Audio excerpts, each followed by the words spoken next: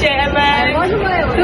Tu su isto ljudi, samo su u challenge-u. I ovako je krenuo naš challenge od 20 eura. Uglavnom ja i Luka smo odmah se našle da idemo zajedno. I odmah su krenuli trčati i Luna je nas je tjerala puzat po podu. Jer tražimo niske cijene. Uglavnom nismo ih našle jer sve skupo, sve se poskupili. I Luka je prekopala cijeli dućan.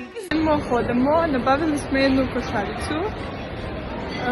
Sve su stavili zajedno unutra zato jer ne znam što smo zavele sve frajere, ovo su naši krajni rezultati. Sam Luna i ovo je moj bubasket.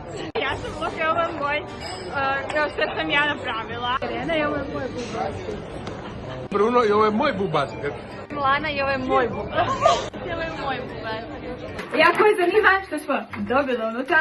Pišite nam u komentare. Želimo pak 2 ili ostavite naranđasto srce jer je Halloween.